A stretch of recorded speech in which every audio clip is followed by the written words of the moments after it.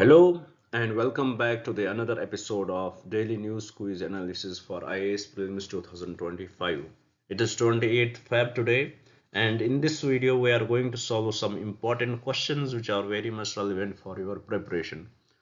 Before we start our discussion, I would like to give the brief introduction about this initiative so that if you are new to our channel, you will get more connected with us. Basically in this video, we are going to discuss three types of questions which would be taken from three different sources. So depending upon it, the first set of questions which we are going to discuss here are taken from the current affairs. What we are going to do here? We'll take up the most important articles from the newspapers. We'll try to break them down into the simplest language possible, and we'll try to derive the possible prelims questions from those particular articles so that it will give you the idea which part of the newspaper is important for you, what should be your approach when you are reading these news articles, and how you can expect a possible prelims question from these particular articles. This is what we are going to do in the first part of our discussion. After solving questions with respect to current affairs, we will shift our approach to the second part. Here we will discuss questions from the static topics. Currently we are discussing Indian polity, and in Indian polity today we are going to discuss the Attorney General of India. We are going to discuss few important concepts related to it, and we will try to derive the possible prelims question from that particular topic so that it will give you the idea how actually the questions can be asked in the exam with respect to these topics. After solving questions from the static part, we will shift our approach to the last part of our discussion, where we will solve questions from the previous year question book. To me, this is the most important part, because in here we will learn what is the vocabulary used by UPSC for framing your papers, what are the different trends they follow when they frame your papers, and what can be the different elimination methods which we can use in the exam if we don't have the proper knowledge of the question and solve the question correctly. And also we'll try to learn how we can implement this knowledge in the upcoming exam. So this is in a nutshell what we are going to do in this video. Now, before we'll start our discussion, I would like to request you guys, please do subscribe the channel. When you subscribe us, it motivates us to work more hard on such topics and provide you the best information possible. So please do subscribe our channel. Please do share it with your friends so that they may also get benefited from this initiative if you are getting. And please do write in the comments what else should we bring for you, and what do you feel about this initiative. And if you feel confused anywhere, please do write in the comments. We'll try our best to reach out to you guys. With this, let us have a look at the first question which we had brought today. As here you can see, the question is with respect to the Election Commission of India. If you would had followed me, we would have discussed this topic from last 3 to 4 months many times. We had discussed it many times. We had discussed every aspect related to Election Commission of India. So today again we are bringing it, and as there was discussion in the newspaper about it. So before we'll jump into the context of this question, first we will solve the question, get the basic recap of what we know about the Election Commission of India. Then we will jump into the topic, why it is in the news. Here the question says, consider the following statements regarding the Election Commission of India. First statement: the Chief Election Commissioner can be removed from office on grounds of proven misbehavior and incapacity by a resolution passed by both houses of parliament with a special majority. 100% correct. You know why I brought this question here? Because most of the times when you will look at this statement, you will mark it correct without thinking much, and it is true, it is correct. But what I am trying to highlight here is that this is the term with which the UPSC may play. They may bring here that it is by simple majority. So these terms you have to know. You have to be very much keen with respect to such terms, whether it is simple majority, whether it is special majority, so whether it is total majority of the houses. So you have to know about it. So with respect to this question, the first statement is correct.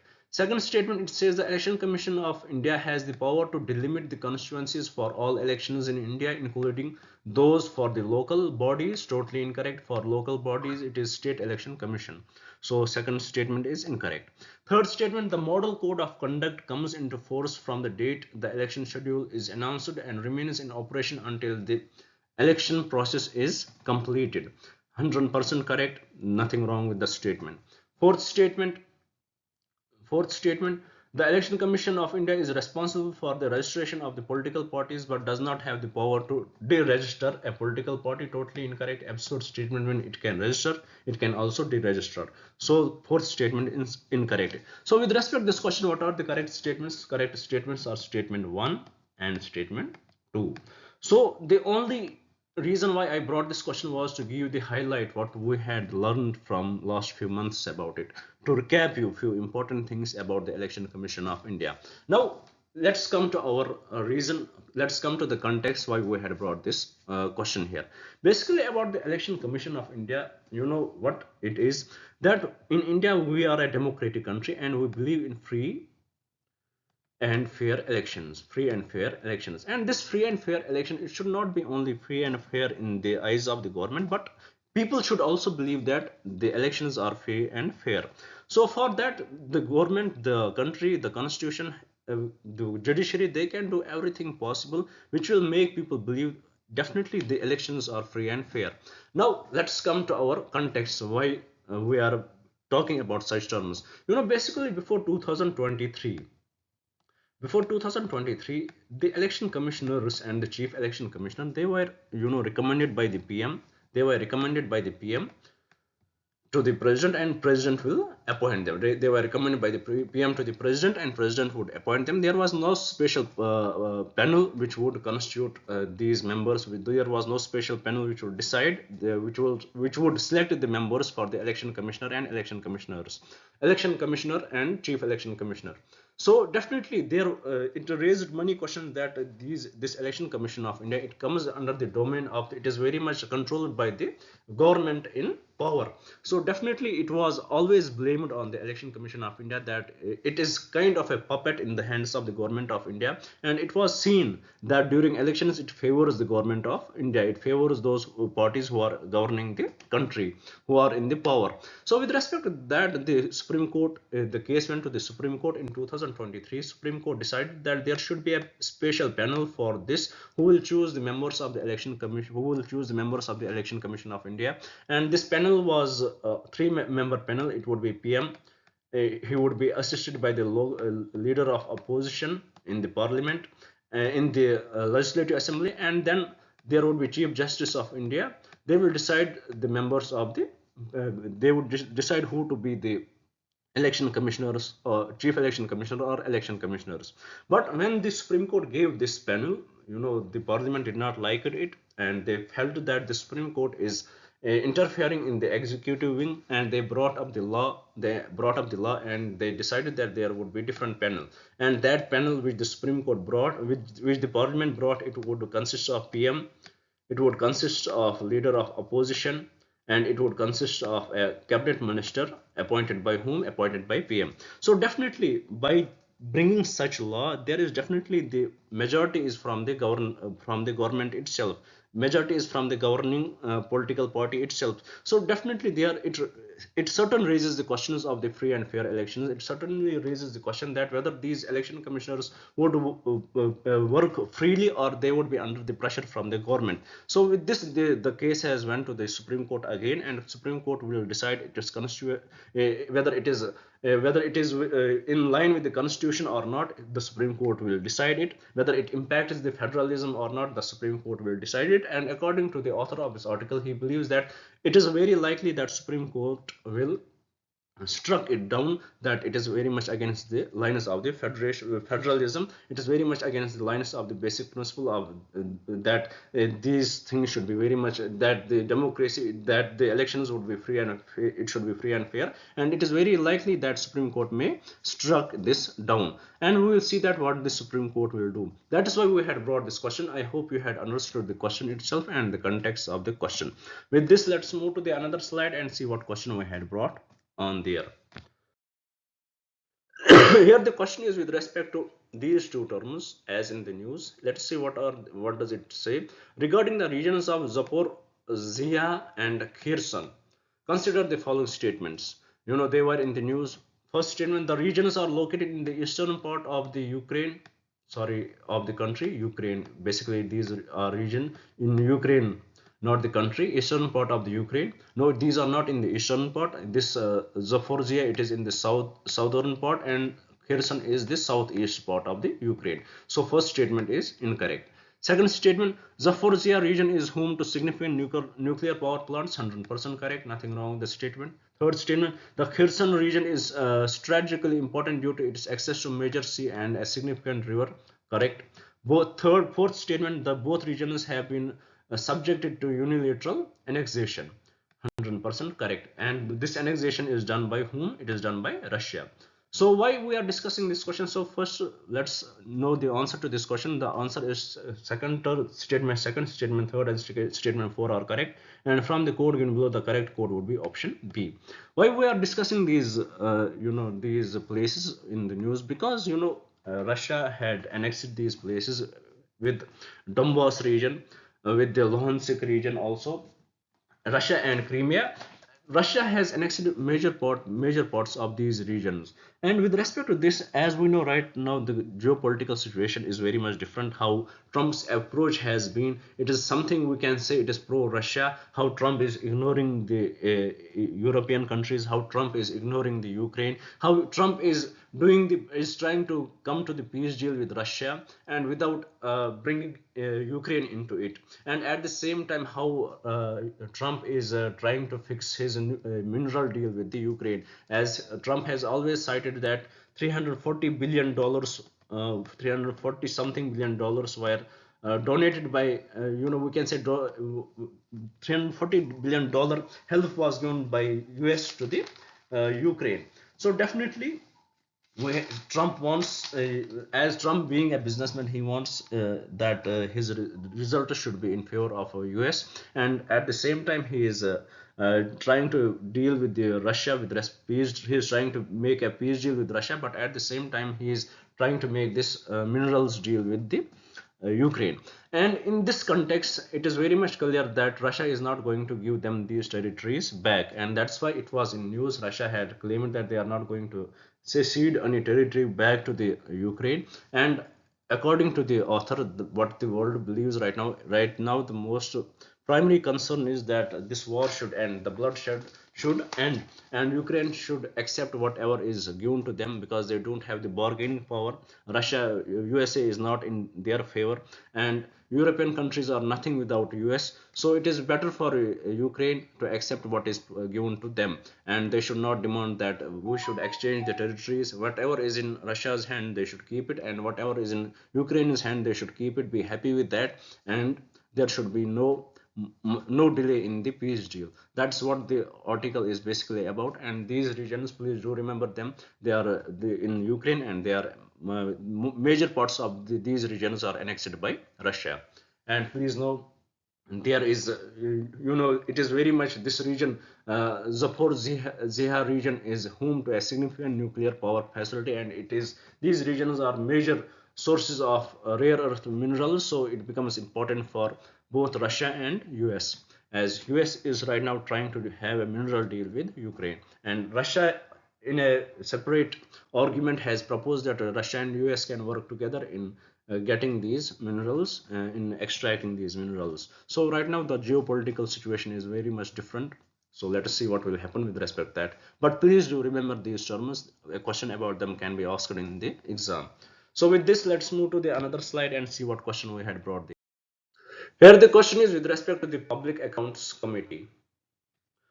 It was in the news. Let's see what this Public Accounts Committee is all about. About the Public Accounts Committee, it was set up in 1921. Please remember that. And let's solve the question first. It says, regarding the Public Accounts Committee of the Indian Parliament, consider the following statement. First statement, the Public Accounts Committee examines the audit reports of the Comptroller and Auditor General of India (CAG) relating to the appropriation accounts and finance accounts of the Government of India. 100% correct. It examines that. So first statement is correct. Second, the chairperson of the Public Accounts Committee is always appointed from the ruling party. No, it is not always appointing from the ruling party. Even it is the convention followed by the government, followed by the parliament, that the chairman who appoints the chairman for the Public Accounts Committee. If chairman is appointed by the leader, he is appointed by the uh, speaker of the Lok Sabha. he is appointed by the Speaker of the Lok Sabha, and Speaker appoints whom Speaker appoints. Speaker appoints the any person from the opposition as it is chairperson. The chairperson of the Public Accounts Committee is always appointed from the opposition party, not the ruling party. It is the convention followed by the uh, followed in the parliament, and who appoints the chairperson? It is the Speaker of the Lok Sabha. Third term, so second term is incorrect. Third term, the Public Accounts Committee can modify or reject the policies implied in the expenditure of the government. No, they cannot modify or reject it. They just audit, they examine what they had done. So third statement is also incorrect. Fourth statement, the Public Accounts Committee consists of members only from the Lok Sabha. No, it does not consist of members only from the Lok Sabha. It also consists of the members from the Rajya Sabha. 15 are from the Lok Sabha and 7 are from the Rajya Sabha. So fourth statement is also incorrect. So with respect to this question, what is the correct statement? Correct statement is 1 only, and from the code given below, the correct code would be option A only. So with this, I hope you had understood the Public Accounts Committee. It was set up in 1921, and what its primary function is to examine the audit reports of the CAG. So with this, let's move to the another slide and see what question we had brought there. Here the question is with respect to the Arambai Tengol. Why it is in news? Because this is actually this was not a militia group, but lately it has turned into a militia group. It was actually a socio-cultural organization, and they adopted the militia. It became into a militia group by time, and now they had surrendered. Every member of the Arambai Tengol had surrendered. So that's why it is in news. Now let's get the idea about Arambai Tengol, what it is. Here the question says, regarding the Arambai Tengol recently seen in news, consider the following statements. First statement, it is primarily a socio-cultural organization based in the state of Mizoram. No, it is not in the Mizoram, but in Manipur. So first statement is incorrect. Second statement, it has been associated with the recent ethnic conflicts in the state of Manipur. 100% correct. Third statement, the organization primarily advocates for the protection of tribal rights within the northeastern region, not in the northeastern region, but in Manipur itself. Fourth statement, it originates as a paramilitary force during the India-China War of 1962. Totally incorrect. So with respect to this statement, the correct statement would be option 2 only. Option 2 only, and from the code given below, the correct code would be option B. With this, I hope you had understood this Arambai Tengol. It was set up as a as a socio-cultural group, but lately it turned into it was a revivalist group organization to revive the indigenous faith of the Manipur. Lately it has turned into what? It has turned into a armed militia, and finally they had surrendered in front of the government of India, and it is majorly it was working in Manipur. This is what you need to know about this group. So with this, let's move to the another slide and see what question we had brought there. Here the question is with respect to Hog Service Convention. Why it is in news? Because we know that there are cases against the Adani groups with respect to the corruption. So they had sent notice to the India that please collaborate with them, collaborate with US with respect to the Adani groups. Please make them collaborate with the US. This is the major idea about it. Now let us understand what this Hog Service Convention is about. Here question says, regarding the Hog Service Convention, consider the following statements. First statement, it is an international treaty that establishes a mechanism for serving judicial and extrajudicial documents between signatory countries. 100% correct, nothing wrong with the statement. Second statement, it primarily deals with the extradition of criminals across international borders. No, it does not deal with the extradition of criminals. It deals in the cooperation, but not extradition. For extradition, there are different different agreements. Third statement, India is not a signatory of the Hague Service Convention. No, India is a signatory. This is incorrect. There are 85 countries who are signatories of Hague Convention, and 84 countries, sorry. And fifth statement, the convention applies only to civil and commercial matters, not criminal proceedings. This is correct. It only applies to the civil and commercial matters, not proceedings. So with respect to this question, correct statement would be statement 1 and statement 4 only, and from the code given below, the correct code would be option A.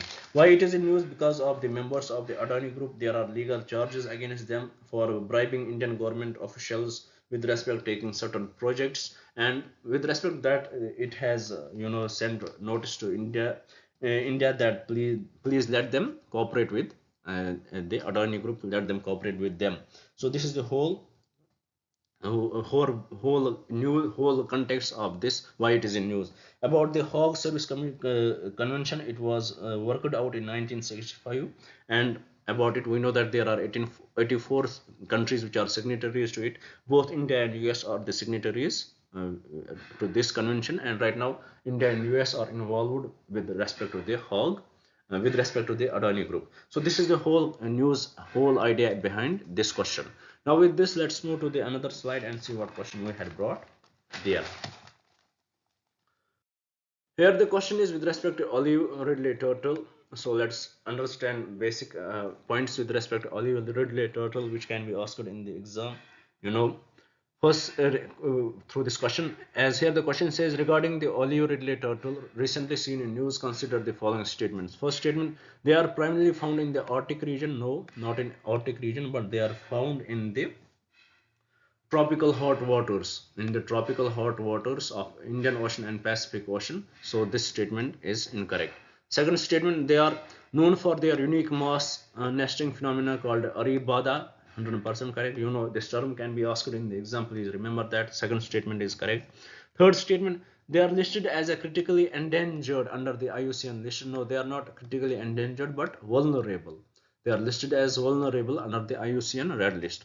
Third statement: fourth statement: the coast of Odisha, India is a major nesting site for these turtles. 100% correct. So with respect to this question, the correct statements are statement 2 and statement 4 only, and from the code given below, the correct code would be option B. So with this, I hope you had understood this topic also. Now let's move to the another part of our discussion, where we will solve a question from the static part.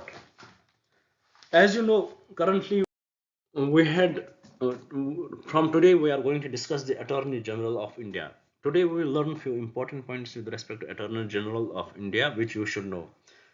First point, important point which you should know, that the Attorney General of India is the chief legal advisor of the government of India. He is the chief legal advisor.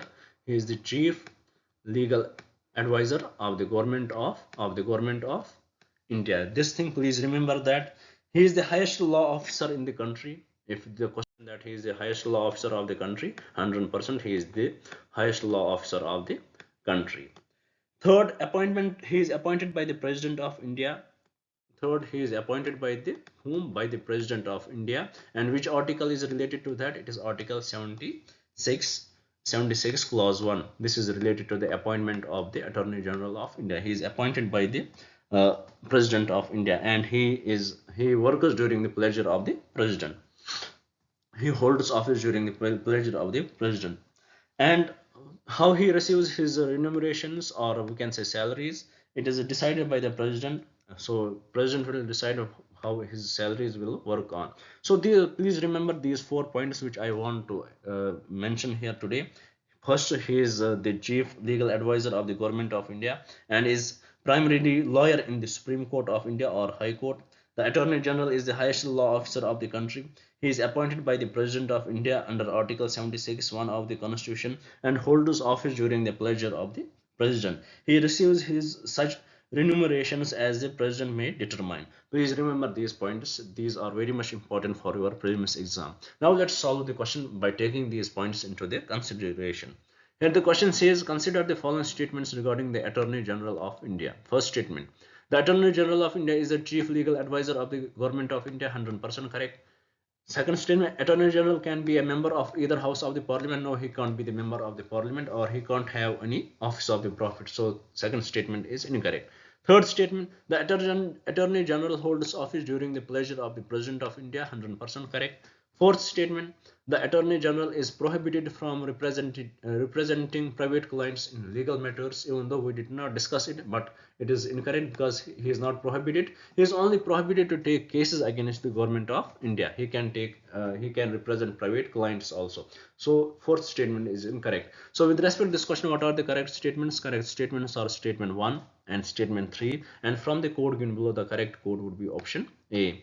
With this, I hope you had understood this much about the Attorney General of India. Tomorrow we will discuss few more points which can be important for your prelims, and then we will shift our topic to the Parliament of India, which would take some time for us to discuss. So with this, let's move to the another slide and solve the last question, a previous year question from the previous from last year papers, and discuss what was brought there, and we will conclude our discussion then. Here the question says, which one of the following countries is the largest producer of fuel wood in the world? This question was asked in 1997. So see how questions were asked, and the answer to this question is directly India. This is India who is the largest producer of the fuel wood in the world. So with this we complete our discussion. To this question, it is very much uh, you know factual based question, and to this question is, if you don't have the proper knowledge, then please don't attempt them. You will end up making extra negative marks. So when you don't have the proper idea about the question, you don't have the proper knowledge about the questions which are factual, so it is preferable for you don't attempt that. You would end up getting extra negative marks. So avoid such questions if you don't have the proper knowledge. So to this question, the correct answer is option C, which is India. With this we complete our discussion. I hope you would have liked the video. I hope you would share it with your friends, and if there is any confusion, please do write in the comments. We are here to help you guys. We will try our best to reach out to you guys. With this, thank you for staying with me. Thank you very much, and have a nice day.